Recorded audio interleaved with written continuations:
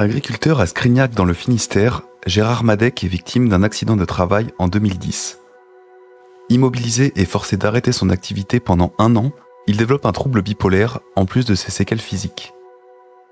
À partir du moment où son état s'est amélioré, Gérard décide de s'engager à la MSA dans le but de témoigner sur son parcours et de briser les tabous sur le mal-être en agriculture. Afin d'aller plus loin, il a également suivi une formation pour devenir sentinelle MSA, dont le rôle est de repérer, d'écouter et d'orienter les personnes en difficulté psychologique. Vous écoutez le PBcast, le podcast du journal Paysan Breton. Gérard Madec, installé en polyculture élevage sur la commune de Scrignac depuis 1998. J'ai choisi ce métier par passion. Parcours scolaire, collège secondaire. Après, seconde générale au lycée du Nivot à l'Opérec et suivi d'un BTA. Plutôt que de faire un BTS en production animale ou en production végétale, j'ai une passion pour le machinisme agricole. Donc, je me suis redirigé vers un centre de formation en Ille-et-Vilaine pour suivre une formation d'1 an et demi spécialisée dans la réparation de matériel agricole. Je pensais avoir le temps de me forger une petite expérience à l'extérieur. Mes projets étaient de reprendre la ferme familiale. Ceci s'est fait plutôt que prévu parce que mes parents avaient tous les deux des problèmes de santé.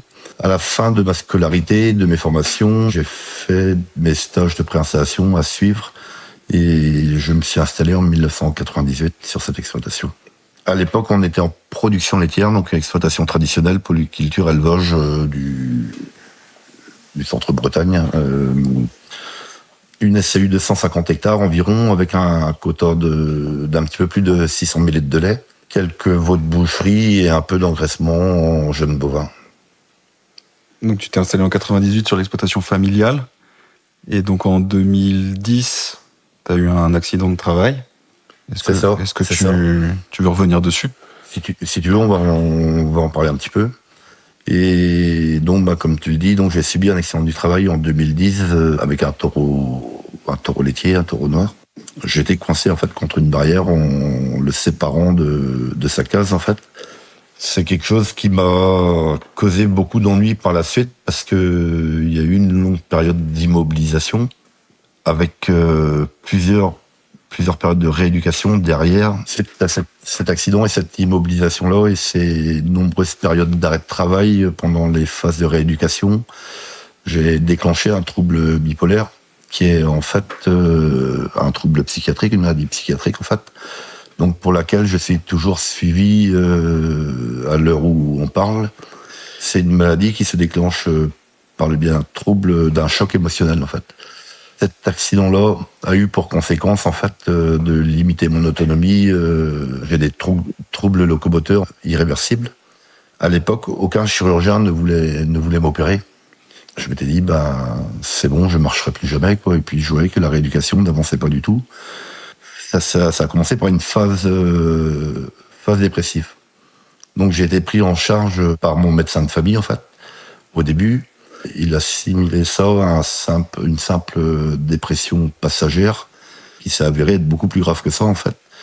Parce que j'ai parcouru un petit peu les hôpitaux au début pour soigner cette maladie qui n'était pas trop connue et puis qui était un petit peu tabou aussi. Et donc pour moi ça a été très compliqué.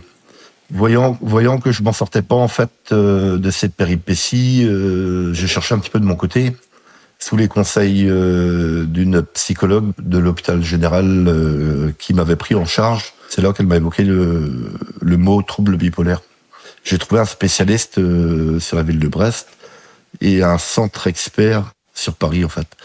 Donc j'ai contacté ce médecin-là et ce centre-là en même temps. Les deux ont répondu présent. J'ai entamé les démarches pour avoir 2 suivis en fait parce que j'étais pas dans le déni de la maladie et qu'on m'a expliqué qu'est-ce que c'est et puis la petite femme était toujours allumée, je voulais m'en sortir. Et par contre, je savais pas par quel biais ni par quel moyen. Donc je leur ai fait complètement confiance, ils m'ont fait confiance aussi. Et à partir de là, ça a commencé à aller mieux. Est-ce que tu peux expliquer ce que c'est la bipolarité ? Alors la bipolarité, c'est un trouble de l'humeur qui est marquée par des phases hautes et des phases basses. La phase haute, c'est la phase où on se sent bien, où tout va très vite, tout s'enchaîne en fait, et tout est facile. Et la phase basse, c'est tout l'inverse. Il n'y a plus rien qui marche, on est dans le brouillard, on a l'impression d'avoir un écran. Au niveau psycho, il n'y a rien qui fonctionne en fait. Dans l'une ou l'autre des phases, ça a des répercussions sur le physique. Quand on est en phase haute, il y a une hyperactivité cérébrale, je pense qu'on peut appeler ça comme ça.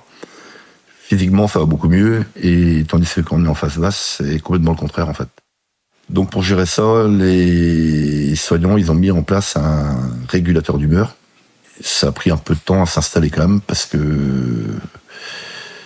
fallait trouver le bon dosage, et la difficulté était aussi de gérer la pathologie physique, parce que il y a eu 12 ans en continu de morphinique, et aujourd'hui, il y en a toujours, mais par intermittence.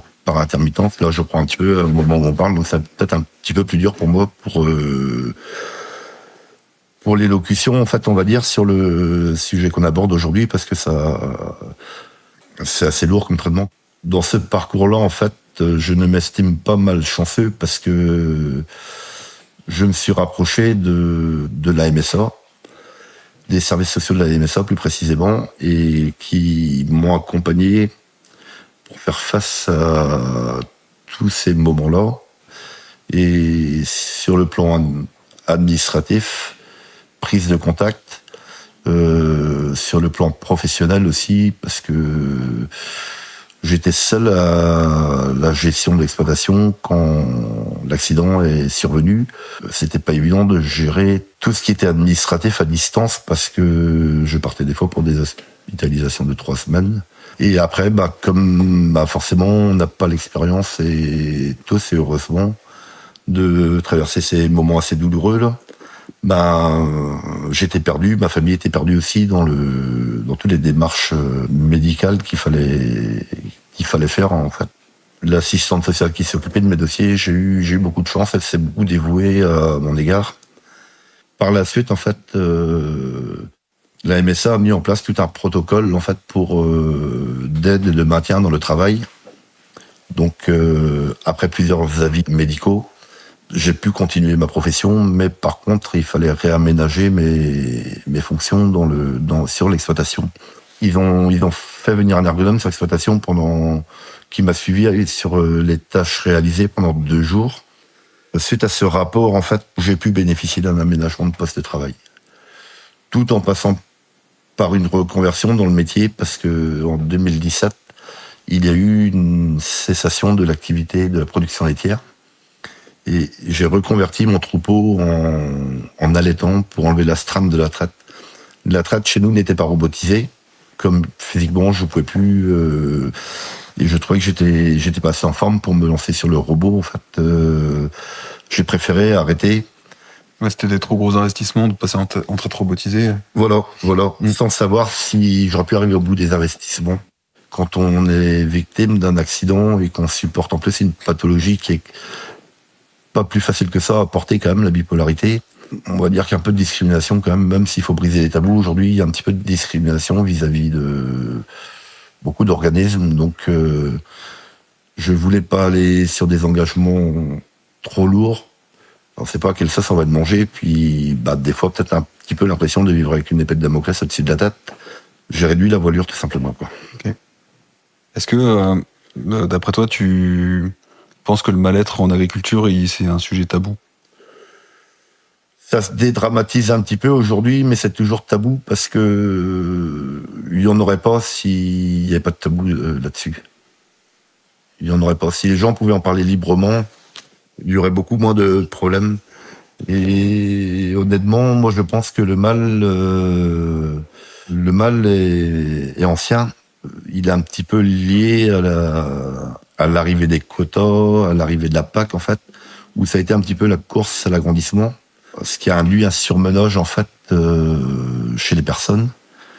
Je pense qu'on ne va pas trop descendre, et c'est là qu'il arrive le malheur entre guillemets. Est-ce que tu penses aussi que c'est tabou parce que il y a quelqu'un qui va pas bien et t'as des voisins mal intentionnés qui vont se dire plutôt que de se dire je vais apporter une aide à cette personne-là, ils vont plutôt voir la partie terre à récupérer. C'est complètement ça, c'est complètement d'actualité, ce que tu me dis là. Moi, ça me touche moins, c'est-à-dire que je fais pas des productions atypiques, mais mon mode d'exploitation est un petit peu atypique parce que chez nous, les bovins sont en bâtiment toute l'année suite à des problèmes, à des troubles locomoteurs que j'ai, comme je t'expliquais tout à l'heure. Donc, Scrignac, c'est une commune du centre-Bretagne, dans les Monts d'Arrée. Donc, aujourd'hui, c'est une exploitation, je t'ai pas donné tous les chiffres peut-être tout à l'heure, mais elle se décompose.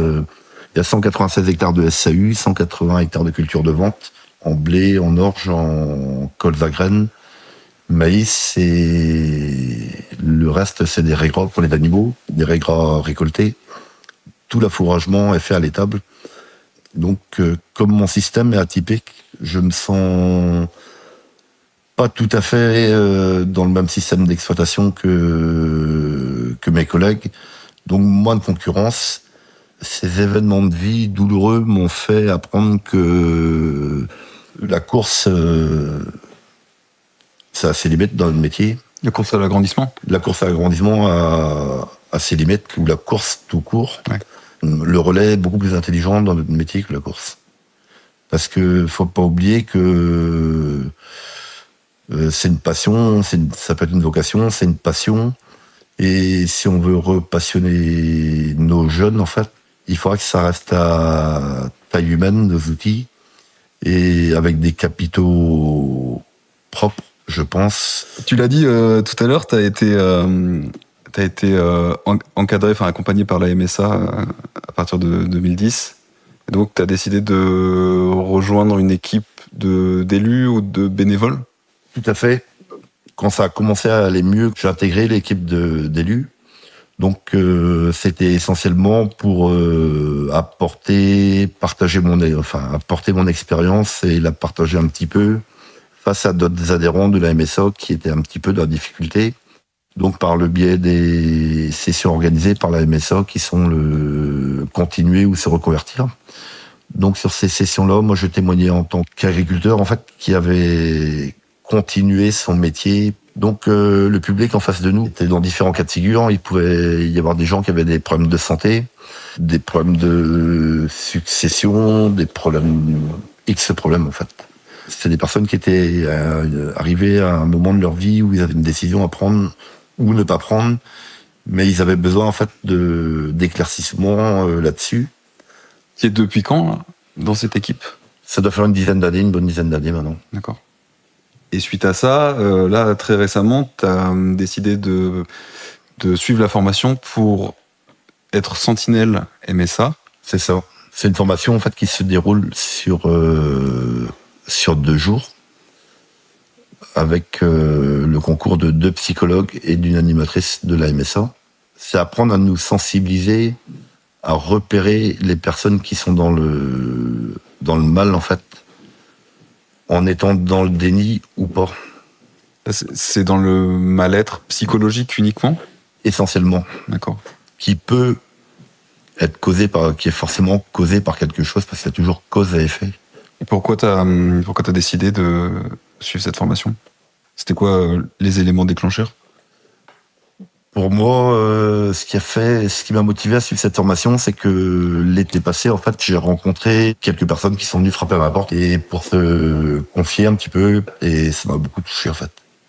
C'est des personnes qui me connaissent de près ou de loin pour certaines, mais qui ont dû entendre parler, en fait, que je parle assez librement, je suis assez ouvert sur le sujet. Le fait d'en parler, c'est une thérapie pour moi. Et je me dis, j'ai été aidé, donc voilà, c'est un contrat moral que j'ai fait avec moi-même, en fait, de rendre l'appareil, en fait, de ce que j'ai reçu, quoi. Être sentinelle, c'est savoir repérer, c'est savoir écouter ou entendre les silences, qui sont des fois plus alertants ou aussi alertants que certaines paroles. Faire la différence entre la sympathie et l'empathie, apprendre à connaître nos limites, savoir si on peut s'immiscer un petit peu dans la vie privée et au moins prendre contact avec la personne qui est en souffrance pour lui expliquer en fait qu'il y a des numéros de téléphone comme le 3114 qui sont accessibles 24 heures. C'est pour le suicide. Pour le suicide en fait. Ouais. Qui sont accessibles 24 heures sur 24 pour tout public. Pour le monde rural, il y a Agri-Écoute aussi. Et autrement,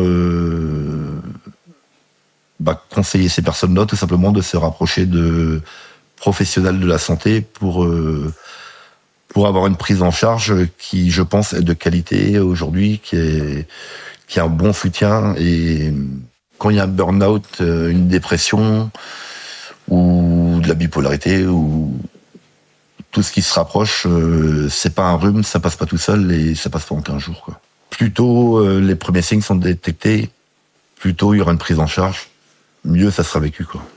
Et toi, en tant que sentinelle MSA, comment tu vas identifier quelqu'un qui est en difficulté psychologique? Ça va être quoi les signes, ou c'est quoi toi ce que tu vas observer?